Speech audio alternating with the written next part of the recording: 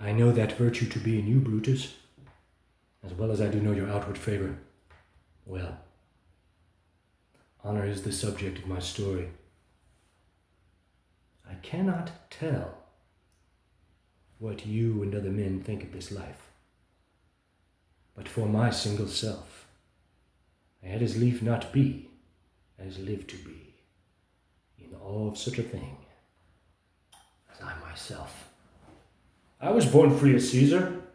So were you. We both have fed as well. And we can both endure the winter's cold, as well as he. For once, upon a raw and gusty day, the troubled Tiber chafing with her shores, Caesar said to me, "Darest thou, Cassius, now leap in with me into this angry flood and swim to yonder point?" Upon the word, accoutred as I was, I plunged in and bade him follow. So indeed he did. The torrent roared, and we did buffet it with lusty sinews, throwing it aside and stemming it with hearts of controversy. But ere we could arrive at the point proposed, Caesar cried, "Help me, Cassius, or I sink!"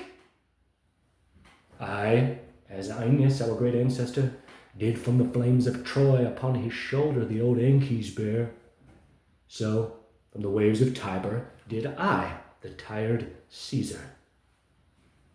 And this man has now become a god, and Cassius is a wretched creature who must bend his body if Caesar but carelessly nod on him.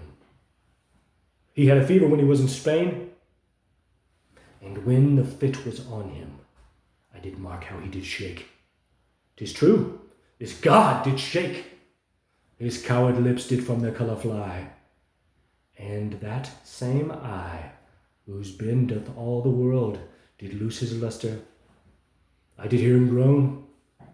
Aye, and that tongue of his, that bade the Romans mark him, and write his speeches in their books, alas, it cried, "Give me some cheek Titinius." As a sick girl, ye gods, it doth amaze me. A man of such a feeble temper should so get the start of the majestic world, and bear the palm alone. Why, man, he doth bestride the narrow world like a colossus, and we petty men walk under his huge legs, and peep about to find ourselves dishonorable graves. Men at some time are masters of their fates. The fault, dear Brutus, is not in our stars, but in ourselves, that we are underlings. Brutus and Caesar. What should be in that? Caesar. Why should that name be sounded more than yours? Write them together. Yours is as fair a name. Sound them, it doth become the mouth as well. Weigh them, it is as heavy. Conjure with them, Brutus will start a spirit as soon as Caesar.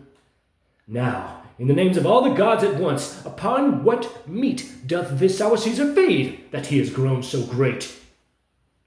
Age, thou art shamed. Rome, thou hast lost the breed of noble bloods. When went there by an age, since the great flood, but it was famed with more than with one man? When could they say, till now, that talked of Rome, that her wide walks encompassed but one man? Now is it Rome indeed, and room enough when there is in it but one only man. Oh, you and I have heard our fathers say, there was a Brutus once, that would have brooked the eternal devil to keep his state in Rome. As easily as a king